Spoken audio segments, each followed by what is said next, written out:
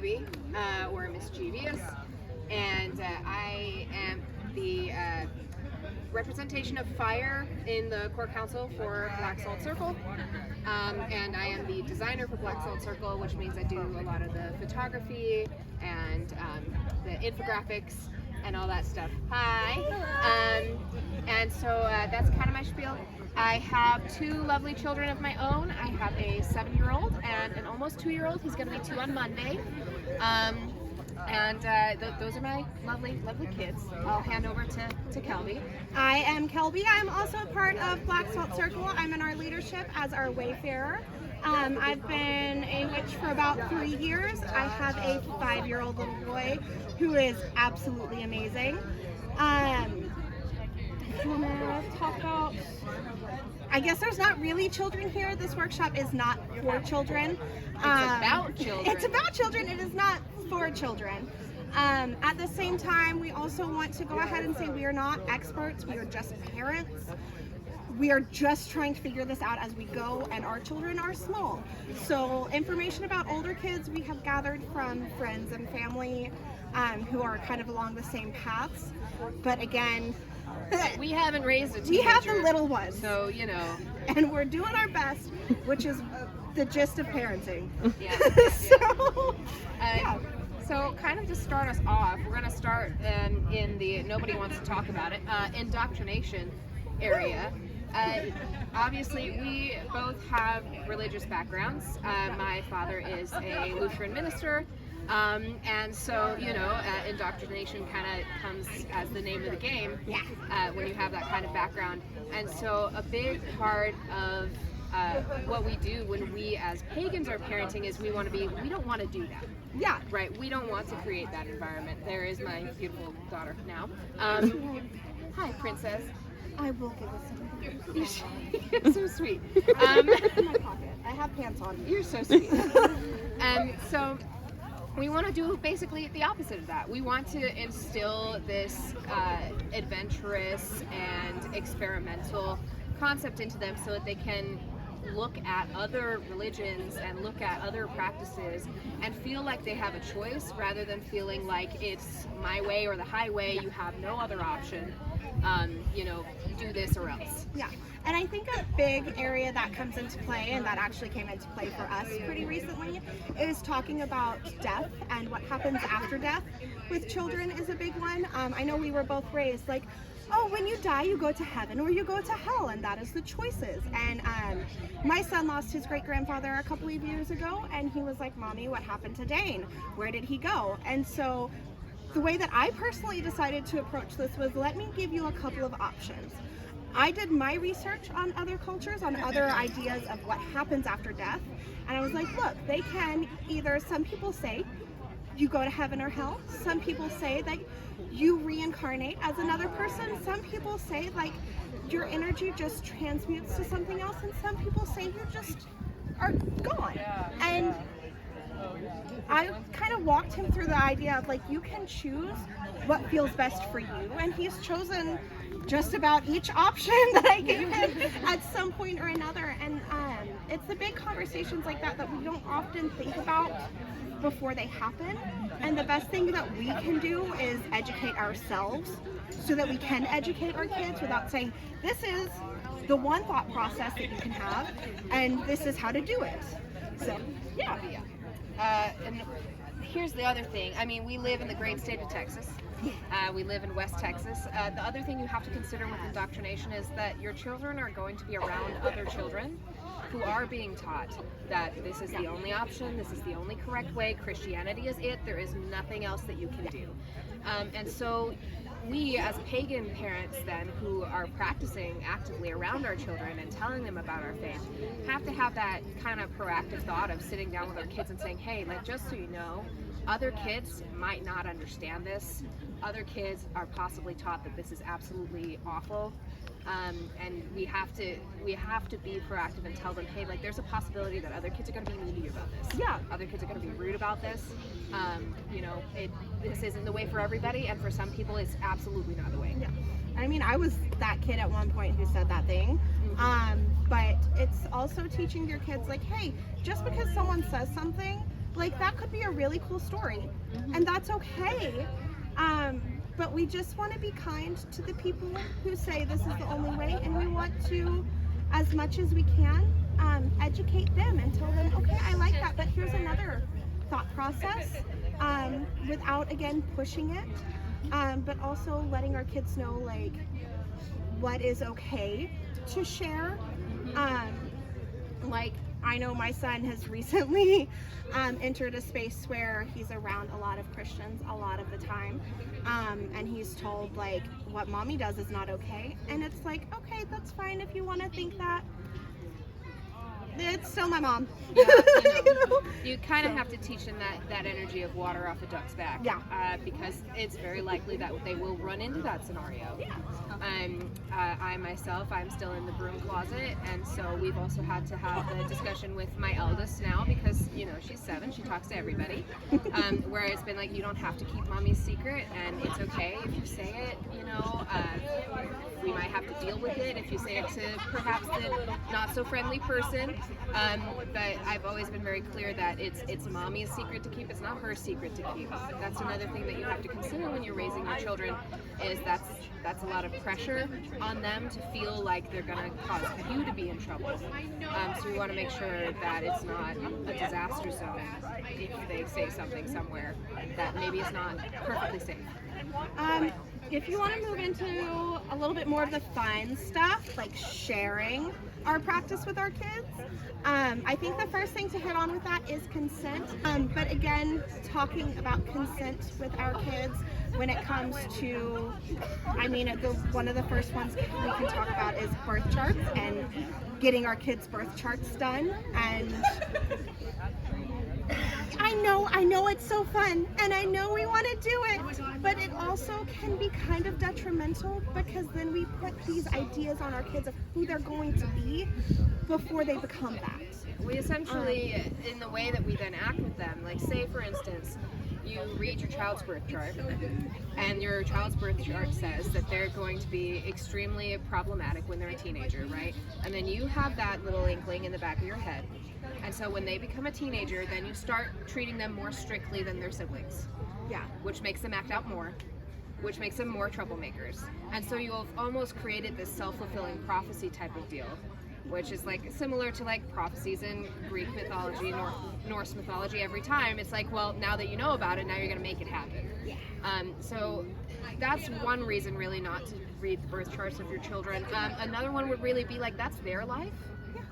And especially when they're little babies, like, is it really your right to go, let me just like pick through what your whole life is going to look like? Like they're your kid, yes, but also we have to treat our children like individual beings who have their own future ahead of them. That is none of our business, really, technically. Yeah. And then another topic with consent that I see a lot as a tarot reader is it okay to have your kids get their tarot readings done? I have had a couple of situations where parents have brought their kids to me, and their kid is not excited about this. They are not into it. I will not read for them. Or alternatively, the kid comes up to me and the parent is like, I don't know. We want to make sure if we are looking into anything or tapping into a child's energy, can they consent to it? Again, if there is parental consent, that's kind of one thing, but they also have to be consenting as well. And even at that, there are going to be some readers that refuse to read for children in general because they're like, I don't feel comfortable connecting with the energy of children. And don't get mad at them. Don't get mad at them. That's their right to do that, because it is very different, obviously. And kind of segueing a little bit with that is talking about doing spells in the house with your children around. Again, children have a lot of energy. They're very close to the veil. They're small. One thing I like to always do is any working that I'm doing in the house, I weave in a little bit of protection for my son into that working. I try and make sure that whatever I'm doing will not affect him, even if he's doing it with me. So yeah, you want to add those extra kind of protections in for them, especially because they don't know as much of what they're doing as you do, obviously. So you want to make sure that they have that kind of barrier between them and what you're working on, or even any like residual energy that's left afterwards. Make sure you're cleansing your space really well. You don't want your kids walking into something, especially if you're doing like baneful magic, especially maybe we don't even do that when kids are home. Yeah. With that though, there are a lot of fun things we can do with our kids. My son loves to do spell jars. And that's a great way. We can do friendship spell jars. We can do spell jars for the first day of school. I know his first year of pre-K, he took a crystal with him that he chose every day to school, and it was a fun way to be like, hey, this is what this means. This is what you chose today to bring with you. Candle spells are great with kids with supervision. And teaching kids fire safety with candle spells is really important, because there are some adults who still struggle with that. We only know someone who's almost lit their place on fire a couple times this year, so yeah. Not naming names.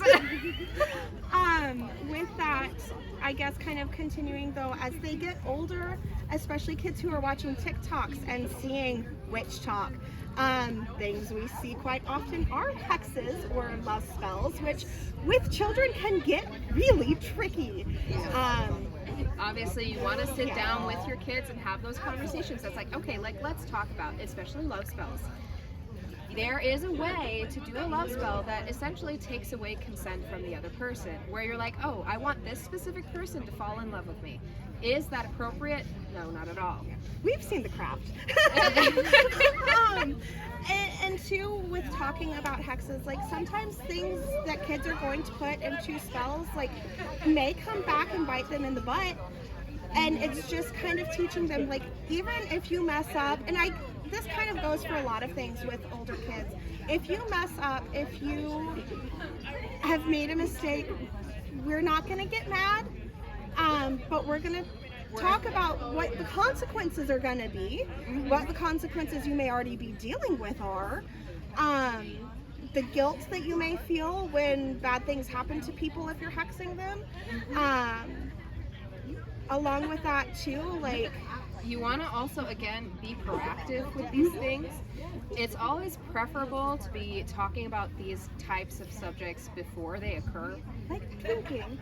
Like drinking and like drugs and like sex. You want to have those conversations with your kids beforehand, so that they're not partaking in these things having absolutely no idea what they're doing. And especially when we are talking about hexes and baneful magic, you know, like, things can go very, very badly. And we've all seen a horror movie or two where some kid decides to pull out a Ouija board and it all goes really, really terribly. Or some kid is like, I want to hex my ex-boyfriend, and that ends up really, really badly, right? So, you know, you just want to have those conversations. You really, really do. And again, moving on from that, Fun stuff. Really fun stuff of what are options that we can do with our kids. And again, our children are small. A lot of these suggestions are for small children. But there are a lot of really great books and literature covering that. I'm going to actually pull those up right now. I've also I've spent a lot of time with my eldest going over the elements and what they represent. Okay, like what color goes to this element, and what kind of feelings do these evoke, and okay, like fire. Okay, what is fire to you? And just kind of talking about these things. And she loves that. She's absolutely obsessed with it. She has these little magnets that are color coded, and so she's made me like a temple of the elements. She's like, oh look, like this one is this and that's what it means. And I'm like, you're a genius. You know, you can do these fun activities with them without putting them at any risk. You know, painting rocks is an excellent one. There's all sorts of stuff. There like are tarot for kids. Obviously, again, we want to talk to our kids about consent and what it is, but there's also books like C is for Coven is one of my favorites. That's a really good, like, baby so one. Cute. Very, very cute. The Little Coven, The Magic Inside You. There's a bunch of kids astrology books. And then there is a book, a series of books by, you say this name better than I do, Grandi Hulda. she does Sabbath books. So talking about Sabbaths with kids, because kids are going to see, oh, this is Thanksgiving, this is Christmas, this is Easter. They see that all through school. Okay, surprise! It's actually Östre, and like Here's the other here's things how that we we do can it. do. Yeah. Those are really, really fun things. There's also a lot of coloring books that are witchy for your kids. I know last year we all saw the like Little Tykes Witch Cauldron kit, which was so cute and a fun way to kind of normalize it within our homes and the homes of other kids who may not be as like open or talk to you about this. And then one of our favorite people is Mother Moon. She does a lot of She makes songs, so she makes children's songs, and they mostly are about body acceptance. So she has one that's about bellies, and it talks about all the different like shapes of bellies and sizes of bellies and the way that they are, and that they're all acceptable and all wonderful. There's another one that's like, I love my body, and it just talks about, oh, I love all these pieces of my body, and they're amazing, and you know, I'm really happy with it. And so these are kind of ways that you can introduce incantation work, spell work, and self-love. There we go. and affirmations And affirmations. So there are lots of really kid-friendly options that are really gentle and have no risk associated. Yeah.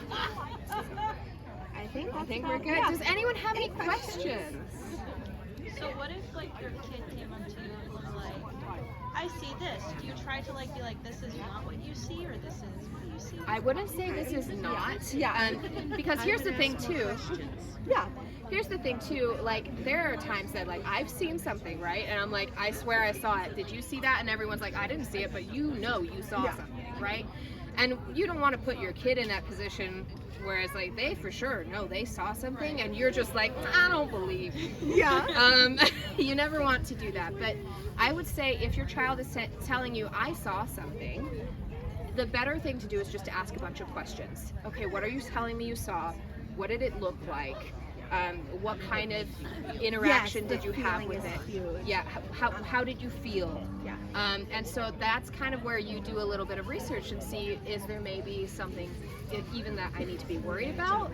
Is this something that's like totally fine? Or is my kid maybe just being imaginative? Yeah. You know, but and also with that, again, setting protections. You can never have too much protection. introduce your kids to your wards too, by the way. And show them, like, again, I use crystals a lot. My son knows this crystal is in this spot, and this is what it is, and this is what it does. Please do not touch this or remove this. White egg. Yes. Yes. The illuminating egg. Yes. And so one thing too that I try and talk to him about, because I again prayed before bed every night growing up. Something that we do is sitting there before bed and talking about, I am safe, I am protected. There is this love and this energy surrounding me at the end of the day, so that I will make it through the night happy, safe, and healthy. Yeah, just love and happiness, especially with kids. So. Any other questions? How would you go about dealing with a family member like their dad, who is very staunch Jewish? Okay. Nothing else. They go to him every other weekend. They spend some of the holidays overlap. Okay. Because my family has no clue what my brother does now. Yeah. Reminds them that I'm not Christian anymore. Right. My kids know that, and they don't talk about it outside unless they're with me. Yeah. They've been to our events here, but their dad is like you said, I guess indoctrinating, pushing very hard for them to make a choice to be Jewish. Right. My family's pushing them to be like Baptist, Methodist. Right. How would you help them? Because I've got an 8, 10, and a 12. I have a similar-ish situation. So my parents do not know that I am pagan. They do not know that I share that with my kids. So again, my dad is a Lutheran minister, and they went and spent 3 weeks with my parents this summer. And so the thing is, again, this goes back to that proactive. And so I just had a sit-down conversation with my daughter. I was like, okay, I want you to understand, you know, this is what mommy believes, and this is what your grandparents believe. And they're going to tell you while you're there, and they're going to be taking you to church, and they're going to be saying that this is what is true. And I want you to understand that you have a choice. And just because they say it's true doesn't mean it is. And if it feels like it is to you, if that's what you feel, that's okay, and I accept that. You know, but I'm going to continue doing what I'm doing, kind of deal. So you're just opening up that communication and telling them that I'm aware that this is opposite of what I'm doing, this is opposing of what I'm doing, you know, and I want you to be aware that I know that, and that is okay, and it's not going to cause like any major blow-ups or anything. Like, you're safe, and it's always safe for you to talk to me about what you think and feel. You want to be that, especially when they have someone who is more indoctrinating and being like, this is the way it is, you want to make sure they have that safe space where they can talk about, oh, I have other ideas, right? I'm also in a very similar situation. My son's dad he wasn't Christian till his new girlfriend, so that's been happening. But again, he sees his father is a complete opposite from me and his ideas and beliefs and thoughts. And so I just tell him, like, look, your dad is going to believe different things than I do. The people around your dad are going to believe different things I do. And that's okay. Everybody has different thoughts. And I'm going to teach you one way. Your dad is going to teach you one way. Other people may teach you another way. I want you to feel safe to make whatever choice feels right to you. I'm not going to say you have to believe what I believe, because that's what happened to me. And I got pushed so hard that I went the other way. And a lot of times that's what they'll end up doing, is pushing so hard. And again, these kids are so young, and they're gonna want to make their authority figures feel Happy. They and want like, to please you, yes. and they want to please everybody else. And letting them know it's okay if you want to participate in these things with family. It's okay if you feel like this is something that makes sense to you. This is how I believe. And we can also maybe try and find a middle ground that, again, feels good for you if you want that. But just letting them know, with you, they have the choice. With you are the safe person that they can believe whatever they want, and they don't have to be anything with you. If they decide and make that decision, I want to follow a certain path that is not yours. Supporting them and loving them through that is more powerful than anything. Hey, pretty princess, what you got? Nice. Yeah. Any other Questions? Okay. Awesome. Well, Thanks for coming. bye. Bye.